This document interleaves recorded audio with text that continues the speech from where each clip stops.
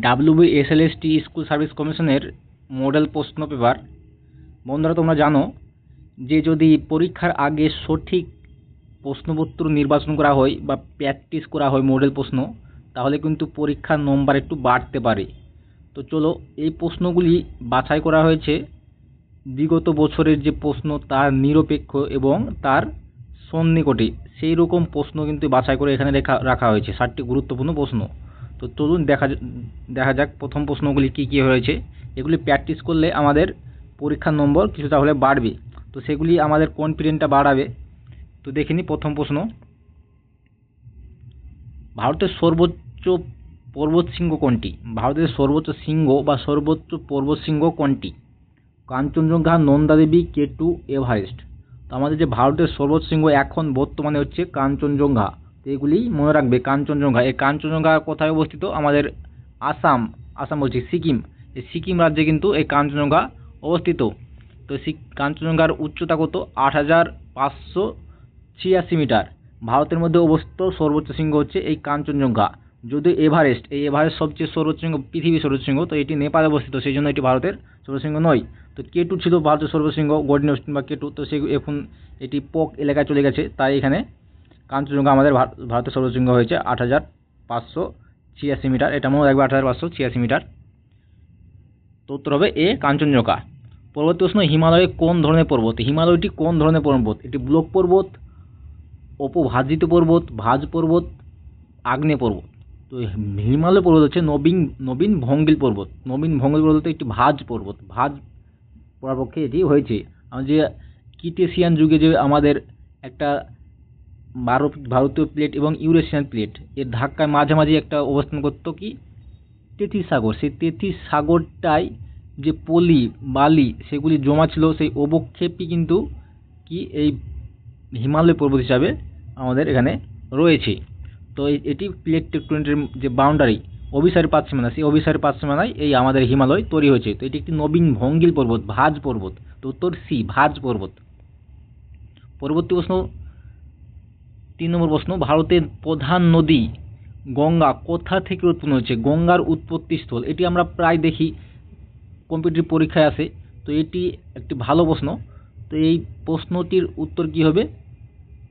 Option A, Gangotri হিমবাহ, যমুনোত্রী হিমবাহ, কৈলাস পর্বত, মানস সরোবর। আমাদের উত্তর হয়ে যাবে এখানে গঙ্গোত্রী হিমবাহ। গঙ্গা উৎপন্ন হয়েছে গঙ্গোত্রী হিমবাহ। সেই গঙ্গোত্রী হিমবাহ থেকে কোন নদী উৎপত্তি হয়েছে? ভাগীরথী নদী। সেই ভাগীরথী নদী এবং অলকনন্দা নদী যেখানে মিলিত হয়েছে, তো সেইখান থেকে আমাদের গঙ্গা নাম হয়েছে। তো এইটাই হচ্ছে আমাদের গঙ্গা নদীর উৎপত্তি স্থল, গঙ্গোত্রী। আর যমুনোত্রী, অপশন বি, যমুনোত্রী হচ্ছে যমুনা নদীর উৎপত্তি স্থল। আর কৈলাস পর্বত এটি আমাদের শতদ্রু নদীর উৎপত্তিস্থল। এবং মানস সরোবর এটি আমাদের কোন নদী? যে সাংপো নদী আমাদের চীনের তৈবত নাম হচ্ছে সাংপো, আমাদের এখানে ব্রহ্মপুত্র নদী। সেই ব্রহ্মপুত্র নদীর উৎপত্তিস্থল হচ্ছে মানস সরোবর এবং সিন্ধু নদী। তো পরবর্তী প্রশ্ন চলে যাবে 4 নম্বর প্রশ্ন। থর মালভূমি বা থার মালভূমি ভারতের কোন রাজ্যে অবস্থিত? এই আমরা সবাই জানি কোন রাজ্যে অবস্থিত। এটি রাজস্থান অবস্থিত, রাজস্থান বি, উত্তর বি, রাজস্থান। পরবর্তী প্রশ্ন, 5 নম্বর প্রশ্ন, দক্ষিণ ভারতের কোন নদী পশ্চিম দিকে প্রবাহিত হয়? তো এটি প্রায় আসে এই প্রশ্নটি, যে পশ্চিম বাহিনী নদী এবং পূর্ব বাহিনী নদী। তো দক্ষিণ ভারতের সমস্ত নদী কিন্তু পূর্ব বাহিনী, 2টি নদী ছাড়া। কোনটি? নর্মদা এবং তাপ্তি। তো এখানে রয়েছে নর্মদা, উত্তর সি, নর্মদা হচ্ছে দক্ষিণ ভারতের একটি পশ্চিম বাহিনী নদী, উত্তর সি, নর্মদা। পরবর্তী প্রশ্ন, 25 ডিগ্রি উত্তর অক্ষাংশ। 25 ডিগ্রি উত্তর অক্ষাংশ বরাবর কোন তাপ বলয় অবস্থিত? এটি হিট বেল্ট থেকে দেওয়া প্রশ্ন। তো এটি কোন তাপ বলয় এই 25 ডিগ্রি উত্তর অক্ষাংশে অবস্থিত? গ্রীষ্মমণ্ডলীয় তাপ বলয়, উপ গ্রীষ্মমণ্ডলীয় তাপ বলয়, নাতিশীতোষ্ণ তাপ বলয়, শীতমণ্ডলীয় তাপ বলয়। তো উত্তর আমাদের কি হবে? বি, উপ গ্রীষ্মমণ্ডলীয় তাপ বলয়। গ্রীষ্মমণ্ডলীয় তাপ বলয় হচ্ছে আমাদের কত 23.5 ডিগ্রি থেকে, কিন্তু আমাদের যে 25 ডিগ্রি উত্তর অক্ষাংশে কিন্তু আমাদের কি আছে? উপ গ্রীষ্মমণ্ডলীয় তাপ বলয় অবস্থিত, উত্তর বি, উপ গ্রীষ্মমণ্ডলীয় তাপ বলয়।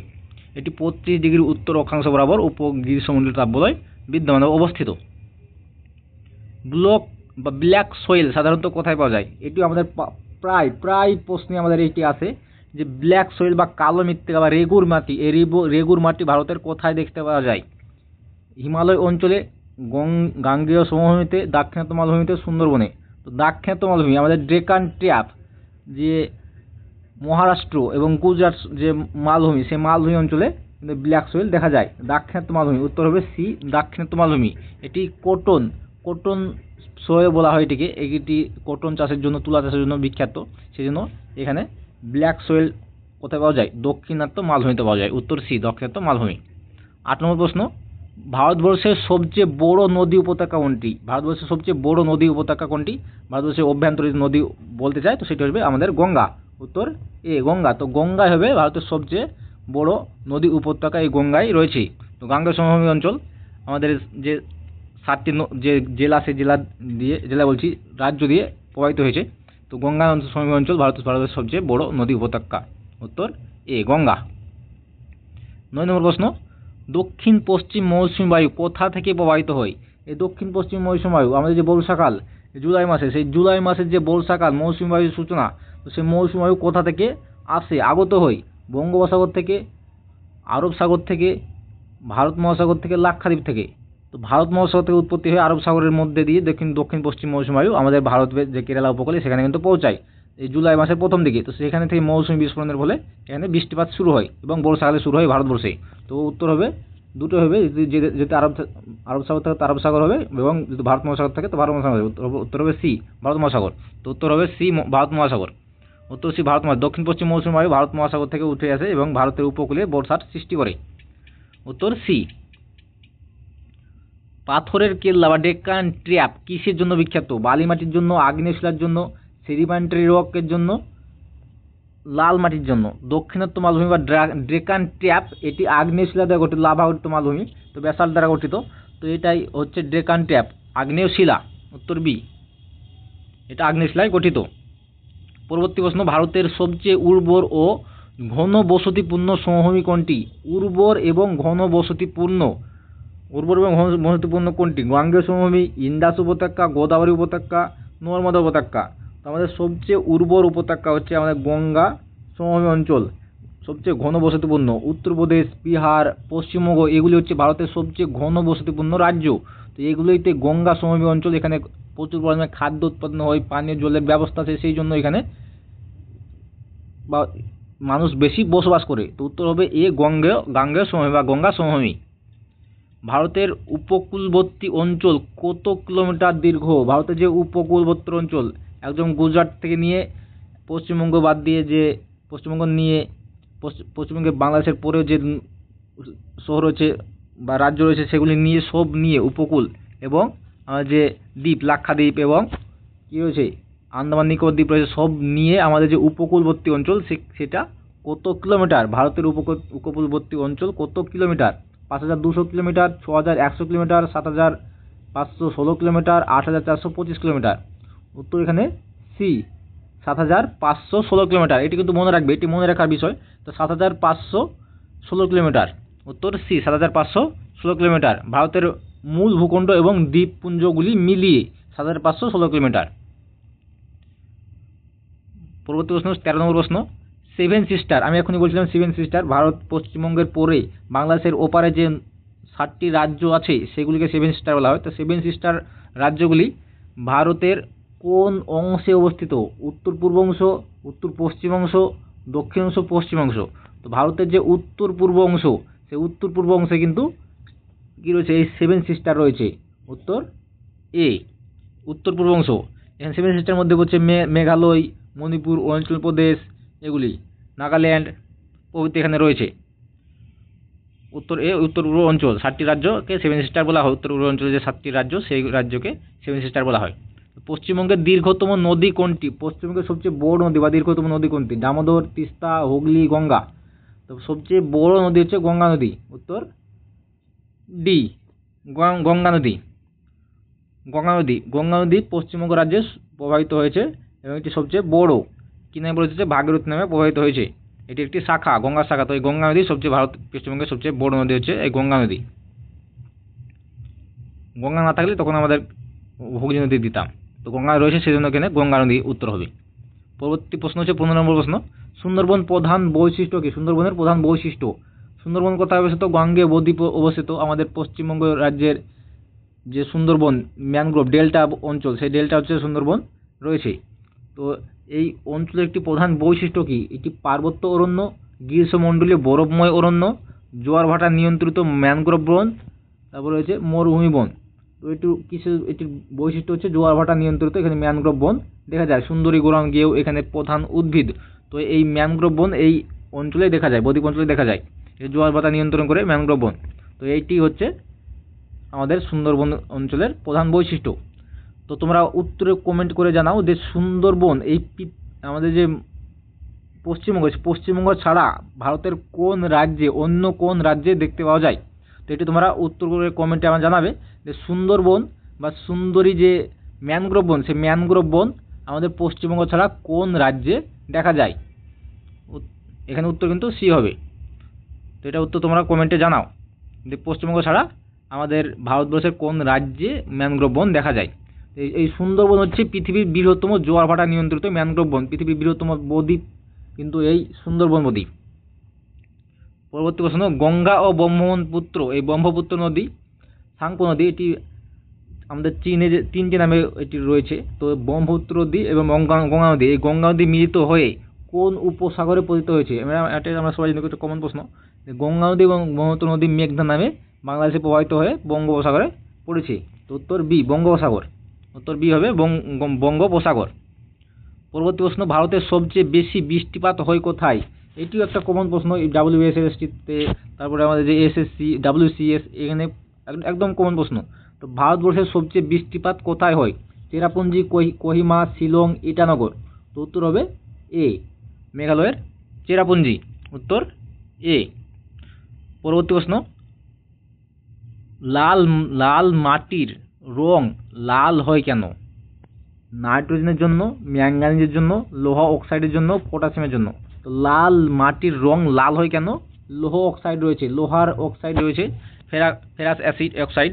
তো ফেরাস অক্সাইড থাকার জন্য এখানে মাটির রং লাল হয়। উত্তর সি। পরবর্তী প্রশ্ন, ভারতবর্ষের দক্ষিণ পশ্চিম মৌসুমী বায়ু আগমন ঘটে কোন মাসে? কোন মাসে যে দক্ষিণ পশ্চিম মৌসুমী বায়ু আগমন ঘটে? এটি আমাদের আরব সাগর থেকে আসে, বা আমাদের যে ভারত মহাসাগর থেকে হয়ে আরব সাগর হয়ে আমাদের ভারতবর্ষে প্রবেশ করে। তো এই দক্ষিণ পশ্চিম মৌসুমী বায়ু কোন মাসে বা কোন সময় এটি আগমন ঘটে? এপ্রিলের শুরুতে, জুনের শুরুতে, জুলাইয়ের শেষে, আগস্টে?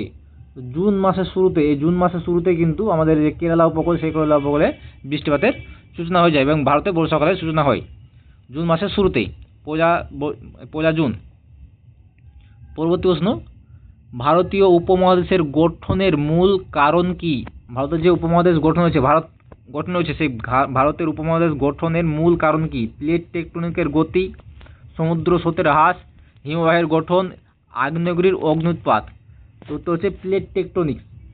ভারতীয় প্লেট এবং ইউরেশিয়ান প্লেট, এই ইউরেশিয়ান প্লেট এবং ভারতীয় প্লেট একটু সামুদ্রিক প্লেট, সেই জন্য এখানে কি হয়েছে, এটি নিচে ঝুঁকে গেছে ইউরেশিয়ান প্লেটের, এবং এইখানে ভারতীয় উপমহাদেশের গঠন হয়েছে। তো উত্তর হবে এ, প্লেট টেকটনিক গতির জন্য। ইউরেশিয়ান প্লেট এবং ভারতীয় প্লেট সংঘর্ষে এটি গড়ে উঠেছে। পরবর্তী প্রশ্ন, ডেল্টা গঠনের জন্য কোন নদীর অববাহিকা উপযুক্ত? ডেল্টা গঠন হয় সেই জন্য কোন নদীর অববাহিকা সবচেয়ে উপযুক্ত? হিমালয় থেকে প্রবাহিত হওয়া নদী, উপত্যকায় প্রবাহিত হওয়া নদী, প্লাবনভূমির মধ্যে দিয়ে প্রবাহিত হওয়া নদী, উপকূলবর্তী অঞ্চলে প্রবাহিত হওয়া নদী। তো উত্তর হবে সি, প্লাবনভূমির মধ্যে দিয়ে প্রবাহিত হওয়া নদী ডেল্টা গড়ে তুলবে, এবং যেগুলি প্লাবনভূমি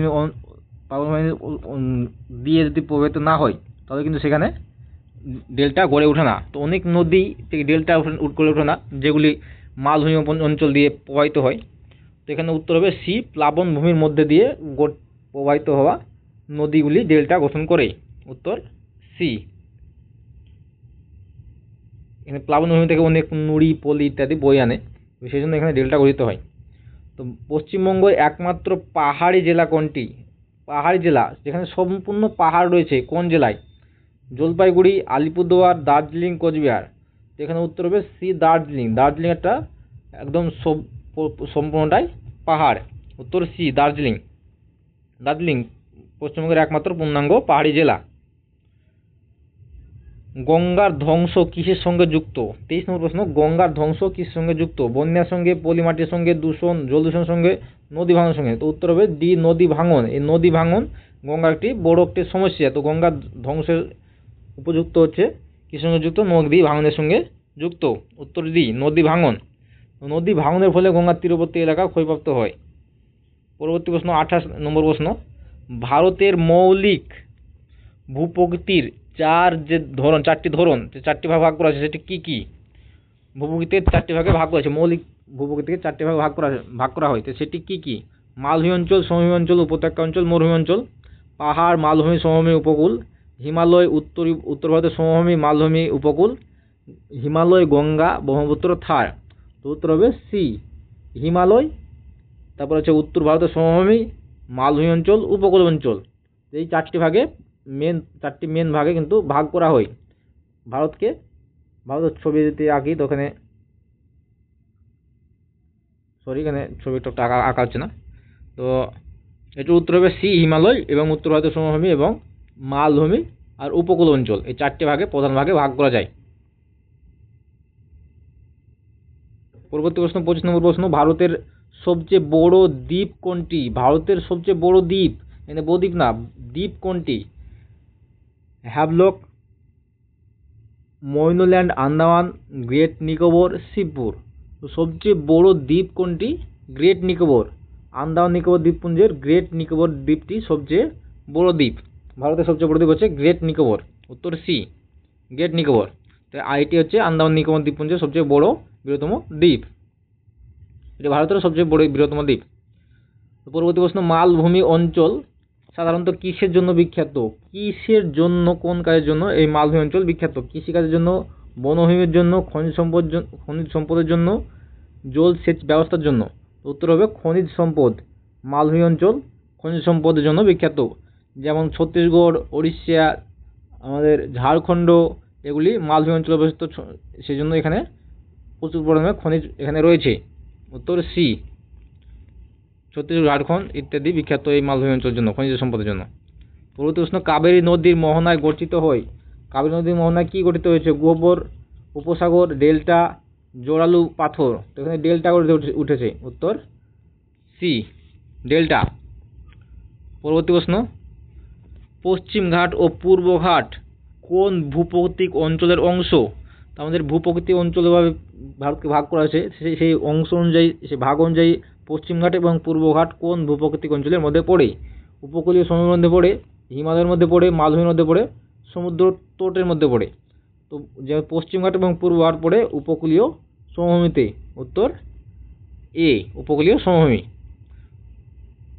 পরবর্তী প্রশ্ন, ভারতের কোন নদীকে বিপদের নদী বলা হয়? বিপদ নদী কোন নদীকে বলা হয়? ব্রহ্মপুত্র নদীকে, দামোদর নদীকে, গঙ্গা নদীকে, মহানদীকে। তো দামোদর নদী, এই দামোদর নদীর দুঃখ, বাংলার দুঃখ কিন্তু এই বলা হতো দামোদর নদীকে। তো একে বিপদ নদী বলা হয় ভারতে। উত্তর বি, দামোদর নদী। তেমনি প্রচুর পরিমাণে বন্যা হতো, সেই জন্য একে দুঃখ নদী বলা হতো বা বিপদ নদী বলা হতো। পরবর্তী প্রশ্ন, পশ্চিমবঙ্গের কোন নদী বরাক নদীর একটি উপনদী? বরাক নদী পশ্চিমবঙ্গের কোন নদী একটি বরাক নদীর উপনদী? মুরা, চিরু, তোষা, জিংঝু। তো বরাক নদীর একটি উপনদী হচ্ছে চিরু নদী। উত্তর বি, চিরু। চিরু নদী হচ্ছে বরাক নদীর একটি উপনদী। উত্তর বি, চিরু নদী। তো চিরু নদী বরাক নদীর একটি উপনদী। পরবর্তী প্রশ্ন, ভারতীয় উপমহাদেশে ভূতাত্ত্বিক দিক থেকে প্রাচীনতম অঞ্চল কোনটি? সবচেয়ে প্রাচীন, ভূতাত্ত্বিক দিক থেকে সবচেয়ে প্রাচীনতম যে অঞ্চল সেটি কোনটি? হিমালয় অঞ্চল, সমভূমি অঞ্চল, দাক্ষিণাত্য মালভূমি, পূর্বঘাট। হচ্ছে উত্তর হচ্ছে সি, দাক্ষিণাত্য মালভূমি। এটি ভারতের যে জন্ম, ভারতীয় উপমহাদেশের জন্ম এই দাক্ষিণাত্য মালভূমির লাভা উত্তোলনের ফলেই গঠিত হয়। তো সবচেয়ে প্রাচীন হচ্ছে দাক্ষিণাত্য মালভূমি। উত্তর সি, দাক্ষিণাত্য মালভূমি। এটি আর্কিয়ান শিলার গঠিত, এটি ভূতাত্ত্বিকভাবে অত্যন্ত প্রাচীন। সুন্দরবন কোন ধরনের জীব বৈচিত্র্য বিখ্যাত? শালবন, ঘন বৃষ্টি অরণ্য, কাঁকড়াবন, ম্যানগ্রোভ। সুন্দরবন ম্যানগ্রোভ জন্য বিখ্যাত। উত্তর সি, ম্যানগ্রোভ। এটি ওয়ার্ল্ড হেরিটেজ সাইটে করা হয়েছে। পরবর্তী প্রশ্ন 33 নম্বর প্রশ্ন, ভারতের সবচেয়ে উঁচু জলপ্রপাত কোনটি? ভারতের সবচেয়ে উচ্চতম জলপ্রপাত কোনটি? ধোঁয়াধার জলপ্রপাত, হগেনাকাল জলপ্রপাত, যোগ ফলস বা যোগ জলপ্রপাত, ভীমলিং জলপ্রপাত। তো উত্তর হচ্ছে যোগ জলপ্রপাত বা যোগ ফলস। উত্তর সি, যোগ ফলস। এটি কর্ণাটকে অবস্থিত। তো এটি যোগ ফলস হচ্ছে ভারতের সবচেয়ে উচ্চতম জলপ্রপাত। এটি ভারতের নায়াগ্রা বলা হয়। যোগ জলপ্রপাতকে ভারতের নায়াগ্রা বলা হয়। উত্তর সি। হিমালয় গঠন কবে শুরু হয়? হিমালয়ের যে গঠন সেটি কোন যুগে শুরু হয়? প্রোটোজোয়িক যুগে, ক্রিটেসিয়াস যুগে, টারসিয়ার যুগে, কোয়াটারনারি যুগে। তো উত্তর হচ্ছে টারসিয়ার যুগে। উত্তর সি, টারসিয়ার যুগে এই হিমালয় গঠন শুরু হয়। উত্তর সি, টারসিয়ার যুগে হিমালয়ের শুরু হয়। ভারতীয় প্লেট এবং ইউরেশিয়ান প্লেটের সংঘর্ষে এই টারসিয়ার যুগে হিমালয় পর্বত শুরু হয়। এটা মনে রাখবে, টারসিয়ার যুগ। উত্তর সি। ভারতীয় পর্বতমালার মধ্যে ভীমবেটকা কোন রাজ্যে অবস্থিত? ভারতীয় পর্বতমালার ভীমবেটকা পর্বতটি কোন রাজ্যে অবস্থিত? এটি ঐতিহাসিক প্রেক্ষাপট রয়েছে এই ভীমবেটকার। তো ভীমবেটকাটি কোথায়, কোন রাজ্যে অবস্থিত? বিহার, মধ্যপ্রদেশ, উত্তরপ্রদেশ, রাজস্থান। এটি হচ্ছে উত্তর বি, মধ্যপ্রদেশ। ভীমবেটকা এটি মধ্যপ্রদেশে অবস্থিত। উত্তর বি, মধ্যপ্রদেশ। এই যে শৈলশিলা, এই শৈলশিলার জন্য খ্যাত এই মধ্যপ্রদেশের ভূপালে অবস্থিত ভীমবেটকা। পরবর্তী প্রশ্ন, কোন নদী গঙ্গা থেকে মিলিত হয়ে হুগলি নদী তৈরি করেছে? গঙ্গার সঙ্গে মিলিত হয়ে হুগলি নদী তৈরি করেছে কোন নদীটি? কোশি নদী, ভাগীরথী নদী, দামোদর নদী, সরস্বতী নদী। তো উত্তর হচ্ছে বি, ভাগীরথী নদী। গঙ্গার সঙ্গে মিলিত হয়ে ভাগীরথী নদী হুগলি নদী তৈরি করেছে। উত্তর বি। পরবর্তী প্রশ্ন, ভূমিকম্পের উৎপত্তি স্থলকে কি বলা হয়? যেখানে ভূমিকম্প উৎপত্তি হয়, আমাদের ভূত্বকের যে ভূমিকম্প গভীরে যে উৎপত্তি হয়, সেই উৎপত্তি স্থলকে কি বলা হয়? হাইপোসেন্টার বলা হয়, ফোকাস বলা হয়, এপিসেন্টার বলা হয়, ফল্ট বলা হয়। এখানে উত্তর দুটোই আছে, হাইপোসেন্টার বলা হয় এবং ফোকাসে বলা হয়। ও এ বি দুটোই হবে। উত্তর বি, ফোকাস বা হাইপোসেন্টার বলা হয় উৎপত্তি স্থলকে। উত্তর এ বি দুটোই হবে। এখানে বি দেওয়া আছে কিন্তু উত্তর হবে ফোকাস বা হাইপোসেন্টার, দুটোই হবে। পরবর্তী প্রশ্ন, মাটির প্রাকৃতিক উর্বরতা বৃদ্ধির জন্য, মাটির যে প্রকৃতি, সেই প্রকৃতি উর্বরতা বৃদ্ধির জন্য কোনটি সহায়ক? রাসায়নিক সার, জলসেচ, সবুজ সার, কীটনাশক। তো উত্তর হচ্ছে সবুজ সার বা জৈব সার। এই সবুজ সার মাটির উর্বরতা বৃদ্ধিতে সবচেয়ে বেশি সহায়ক। উত্তর সি, সবুজ সার। পরবর্তী প্রশ্ন, গ্রন্থি বায়ু বা জেট স্ট্রিম এর প্রভাব সবচেয়ে বেশি পড়ে, জেট স্ট্রিম আমাদের যে ট্রপোস্ফিয়ারের ওপর এবং স্ট্র্যাটোস্ফিয়ারের যে শুরু, সেইখানে যে আমাদের জেট স্ট্রিম বা জেট বায়ু প্রবাহিত হয়, সেই জেট বায়ু যে প্রভাব সেটি কোন সময় সবচেয়ে বেশি হয়? গ্রীষ্মকালে, বর্ষাকালে, শীতকালে, শরৎকালে। তো উত্তর হবে সি, শীতকালে এটির প্রভাব সবচেয়ে বেশি হয়। উত্তর সি, শীতকালে উচ্চ অক্ষাংশে জেট স্ট্রিম সক্রিয় থাকে এবং জলবায়ুর ওপর প্রভাব ফেলে। ভারতের প্রধান সেচ পদ্ধতি কোনটি? ভারতের সবচেয়ে বেশি বা প্রধান সেচ পদ্ধতি কোনটি? স্প্রিংকলার, ডিপ, কূপ, খাল। কূপ বা নলকূপ হচ্ছে সবচেয়ে বেশি ব্যবহৃত হয়, কিন্তু প্রধান পদ্ধতি হচ্ছে খাল সেচ। উত্তর ডি, খাল সেচ হচ্ছে প্রধান। ভারতে খাল সেচ সর্বাধিক পরিমাণে জমিতে সেচ দেয়। পরবর্তী প্রশ্ন, 31 নম্বর প্রশ্ন, ভারতের কোন রাজ্যে সূর্য শক্তি উৎপাদনে অগ্রণী? সূর্য শক্তি বা সৌরশক্তি উৎপাদনে সবচেয়ে বেশি অগ্রণী কোন রাজ্যটি? গুজরাট, রাজস্থান, মধ্যপ্রদেশ, মহারাষ্ট্র। উত্তর হবে রাজস্থান। উত্তর বি, রাজস্থান সবচেয়ে বেশি সৌরশক্তি উৎপাদন করে। রাজস্থান একটি বিশাল মরু অঞ্চল হওয়ায় সূর্য শক্তি বেশি উৎপাদন করে। পরবর্তী প্রশ্ন, কোনটি অস্থায়ী বায়ু? স্থায়ী বায়ু নয় কোনটি? বাণিজ্য বায়ু, পশ্চিম বায়ু বা ওয়েস্টার্লি বায়ু, মৌসুমী বায়ু, জেট স্ট্রিম। মৌসুমী বায়ু এটি একটি ঋতুভিত্তিক বায়ু, এটি একটি অস্থায়ী বায়ু। উত্তর সি, মৌসুমী বায়ু। তাছাড়া বাণিজ্যিক বায়ু, পশ্চিম বায়ু, জেট স্ট্রিম এগুলি একটি স্থায়ী বায়ু, নিয়ত বায়ু প্রবাহ নয় মৌসুমী বায়ু। এটি একটি ঋতুভিত্তিক বায়ু, তাই এটি অস্থায়ী। গঙ্গা ব্রহ্মপুত্র ডেল্টা বিশ্বের কততম? বৃহত্তম, দ্বিতীয় বৃহত্তম, তৃতীয় বৃহত্তম, চতুর্থ বৃহত্তম। তো গঙ্গা ব্রহ্মপুত্র যে ডেল্টা সেটি পৃথিবীর বৃহত্তম। উত্তর বি, বৃহত্তম ডেল্টা বা বৃহত্তম বদ্বীপ। উত্তর বি। কৃষ্ণা নদীর মোহনায় গঠিত হয় ডেল্টা। যে ডেল্টা সেটি মাটি ধ্বংস করে, কৃষিক্ষেত্রে সহায়ক, বনভূমি বৃদ্ধি করে, কিছুই করে না। তো কৃষ্ণা নদীর যে মোহনায় বদ্বীপ গড়ে উঠেছে বা ডেল্টা গড়ে উঠেছে সেটি কৃষিক্ষেত্রে সহায়ক। এখানে প্রচুর পরিমাণে কৃষিকাজ করা হয় বা চাষ করা হয়, কৃষিক্ষেত্রে সহায়ক। এটি অত্যন্ত উর্বর।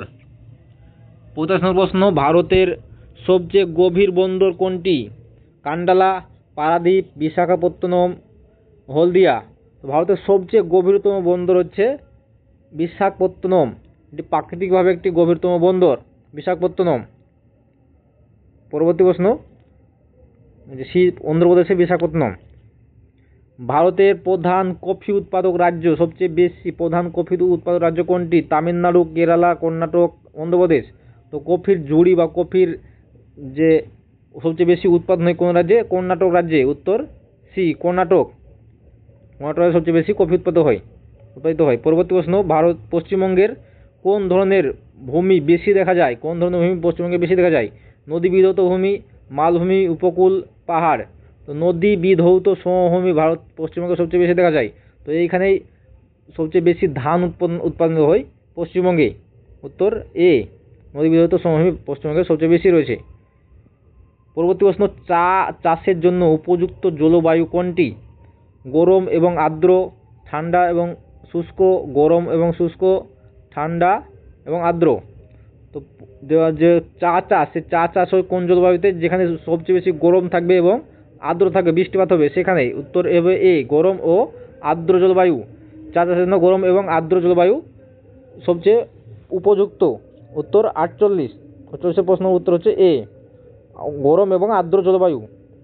পশ্চিমবঙ্গের সবচেয়ে বড় নদী বন্দর কোনটি? সবচেয়ে বড় নদী বন্দর কোনটি? হলদিয়া, কলকাতা, বারাসাত, নদিয়া।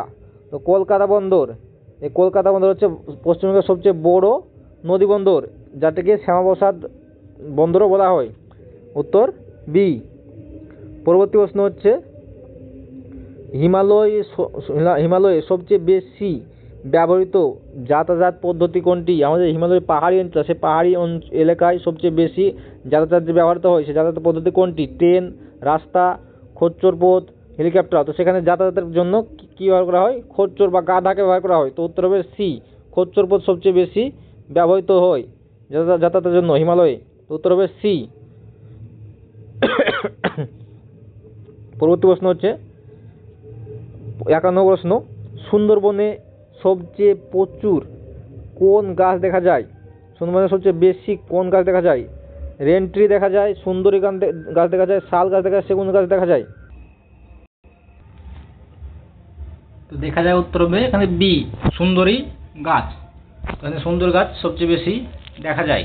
উত্তর বি, সুন্দরী গাছ। পরবর্তী প্রশ্ন 52 নম্বর প্রশ্ন, কোনটি পশ্চিমবঙ্গের একটি নদী বন্দর? নদী বন্দর কোনটি পশ্চিমবঙ্গের নদী বন্দর? তো কান্ডালা, চেন্নাই, হলদিয়া, কোচিন। তো পশ্চিমবঙ্গের নদী বন্দর হচ্ছে হলদিয়া। উত্তর সি, হলদি নদীতে এটি মোহনায় অবস্থিত হলদিয়া। কান্ডালা এটি হচ্ছে গুজরাটে অবস্থিত, চেন্নাই এটি তামিলনাড়ুতে অবস্থিত, কোচিন এটি কেরালা অবস্থিত। তো উত্তর হচ্ছে সি, হলদিয়া। এটি পশ্চিমবঙ্গের একটি নদী বন্দর। উত্তর সি। পরবর্তী প্রশ্ন, ভারতের প্রধান মৌসুম কোনটি বা কয়টি? মৌসুম বা ঋতু, প্রধান ঋতু কটি ঋতু আমাদের ভারতের? 3টি ঋতু, 4টি, 5টি, 6টি। প্রধানত 6টি ঋতু, কিন্তু ভারতে দেখা যায় প্রধান ঋতু হচ্ছে 4টি। উত্তর বি, 4টি। কি কি? গ্রীষ্ম, বর্ষা, শীত এবং শরৎ। এই 4টি প্রধান মৌসুম বা প্রধান ঋতু। 58 নম্বর প্রশ্ন, কৃষিতে সবুজ বিপ্লব প্রথম প্রভাব পড়ে কিসে প্রভাব পড়ে?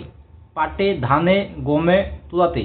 তো সবুজ বিপ্লবের প্রভাব প্রথম পড়ে গম এবং ধান, খাদ্যশস্য, সে খাদ্যশস্যের উপরে প্রভাব পড়ে। উত্তর বি, উত্তর সি, গম। 55 নম্বর প্রশ্ন, হিমবাহ গঠিত হয়, হিমবাহ কিসে গঠিত হয়? আগ্নেয়গিরির অগ্নুৎপাতে, তুষারপাতে, চাপে, নদীর পলি জমে, সমুদ্রের জোয়ারে। হিমবাহ গঠিত হয় কিসে? তুষারপাত এবং চাপ, এই চাপে গঠিত হয় হিমবাহ। উত্তর বি। বার্ষিক তাপের পরিধি সবচেয়ে বেশি কোথায়? বার্ষিক তাপের পরিধি সবচেয়ে বেশি গড় তাপ কোথায় পড়ে? নিরক্ষীয় অঞ্চলে, গ্রীষ্মমণ্ডলে, উপক্রান্তীয় অঞ্চলে, মহাদেশের অভ্যন্তরে। তো মহাদেশের অভ্যন্তরে, এই মহাদেশীয় অভ্যন্তরে সবচেয়ে বেশি তাপের পরিধি হয়। উত্তর ডি, মহাদেশীয় অভ্যন্তরে। গ্রীষ্ম এবং শীতে তাপের পার্থক্য সবচেয়ে বেশি এখানে হয়, তাপের পরিধি সবচেয়ে বেশি মহাদেশীয় অভ্যন্তরে।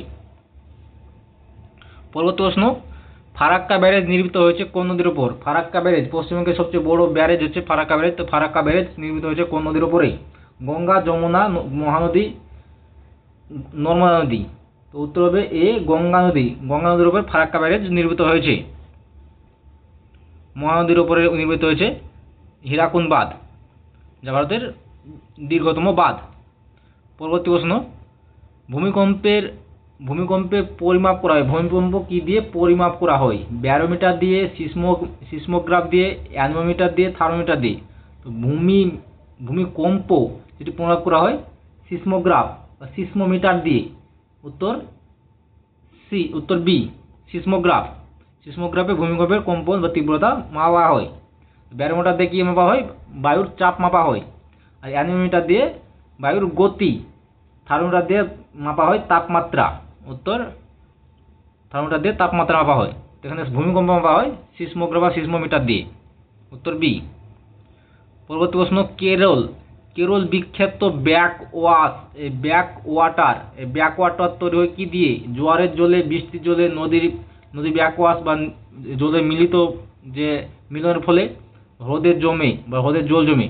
তো নদী এবং ব্যাক ওয়াটার, এই ব্যাকিশ ওয়াটার কি? নদীর যে সমুদ্রের যে জল, সেটি জোয়ারের যে উঠে আসে, সেটা হচ্ছে ব্যাক ওয়াটার, যেটি আবার যেয়ে পৌঁছাতে পারে না। তো এটা হচ্ছে ব্যাক ওয়াটার। তো ব্যাক ওয়াটার কি দূষিত হয়? নদীর জল এবং যে ব্যাকিশ জল তার মিলনের ফলে ব্যাক ওয়াটার তৈরি হয়।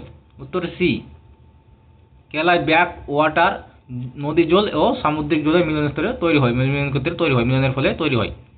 পরবর্তী প্রশ্ন 60 নম্বর প্রশ্ন এবং আজকে আমাদের এই মক টেস্টের সর্বশেষ প্রশ্ন, দার্জিলিং পর্বতশ্রেণী কোন হিমালয়ের অংশ? হিমালয়কে বিভিন্ন ভাগে ভাগ করা হয়, উত্তর হিমালয়, মধ্য হিমালয় এবং নিম্ন হিমালয়, পূর্ববর্তী হিমালয়। তো সেগুলির ভিত্তিতে দার্জিলিং কোন অংশে পড়ছে? পশ্চিম হিমালয়ের মধ্যে পড়ছে, মধ্য হিমালয়, পূর্ব হিমালয়, ক্ষয়প্রাপ্ত হিমালয়। তো এটি হচ্ছে পূর্ব হিমালয়। উত্তর সি, পূর্ব হিমালয়ের মধ্যে পড়ছে দার্জিলিং হিমালয়। উত্তর সি, দার্জিলিং হিমালয়ের অন্তর্গত, এটি পূর্ব হিমালয়ের অন্তর্গত দার্জিলিং। পরবর্তী প্রশ্ন, পৃথিবীর গড় ব্যাসার্ধ কত?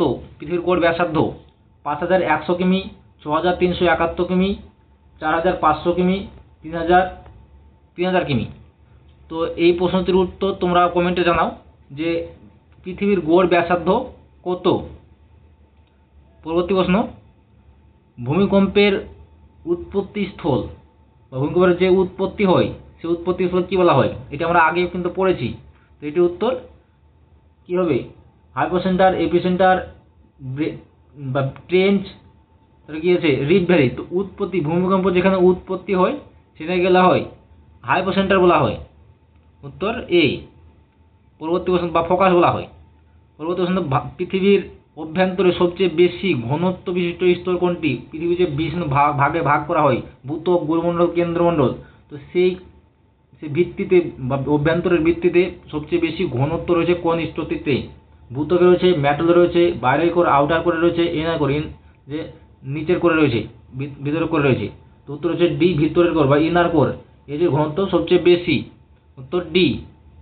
পরবর্তী প্রশ্ন, এল নিনো ঘটনাটি কার সঙ্গে যুক্ত? সমুদ্র জলের অম্লতার সঙ্গে যুক্ত, উচ্চতার সঙ্গে যুক্ত, উষ্ণতার সঙ্গে যুক্ত, তা ঘনত্বের সঙ্গে যুক্ত। তো এল নিনো হচ্ছে সমুদ্র জলের উষ্ণতার সঙ্গে যুক্ত। উত্তর সি, উষ্ণতার সঙ্গে যুক্ত। কনভেকশন কারেন্ট এর প্রভাবে সৃষ্টি হয়, কি সৃষ্টি হয়? ভূপৃষ্ঠে জলবায়ু পরিবর্তন সৃষ্টি হয়, সমুদ্র স্রোত সৃষ্টি হয়, প্লেট টেকটনিক সৃষ্টি হয়, জোয়ার ভাটার সৃষ্টি হয়। তো কনভেকশন কারেন্ট কোথায় তৈরি হয়? আমাদের গুরুমণ্ডলে, ভূত্বক থেকে নিচে গুরুমণ্ডল, সেই গুরুমণ্ডলে কনভেকশন কারেন্ট তৈরি হয়।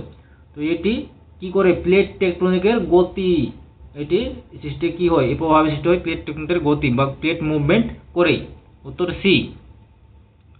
ভারতের মধ্যে সর্বাধিক বনাঞ্চল রয়েছে, সবচেয়ে বেশি বন রয়েছে, বনভূমি রয়েছে কোন রাজ্যে? মহারাষ্ট্র, মধ্যপ্রদেশ, অরুণাচল প্রদেশ, ছত্তিশগড়। তো উত্তর হচ্ছে বি, মধ্যপ্রদেশ। উত্তর হবে বি, মধ্যপ্রদেশ। ভারতের শিল্প উন্নয়নের প্রাথমিক কেন্দ্র কোনটি? শিল্প উন্নয়ন হয়েছিল তার প্রাথমিক কেন্দ্র প্রথম কোথায় শিল্প উন্নয়ন হয়েছিল? কলকাতা, মুম্বাই, জামশেদপুর, চেন্নাই। তো উত্তর হচ্ছে C, Jamshedpur. TISCO, TISCO, Tata iron and steel company, TISCO. তো এটি প্রথমে জামশেদপুরে হয়েছিল। তো এটি শিল্প বিপ্লবের প্রাথমিক কেন্দ্র জামশেদপুর। তো এই ছিল আমাদের প্রশ্ন। ভালো লাগলে আমাদের চ্যানেলটিকে সাবস্ক্রাইব করে দেবে এবং ভিডিওটাকে লাইক করে দেবে। পরবর্তী প্রশ্ন পাওয়ার জন্য আমাদের চ্যানেলটিকে সাবস্ক্রাইব করে বেল আইকনটা টিপে দাও। ধন্যবাদ।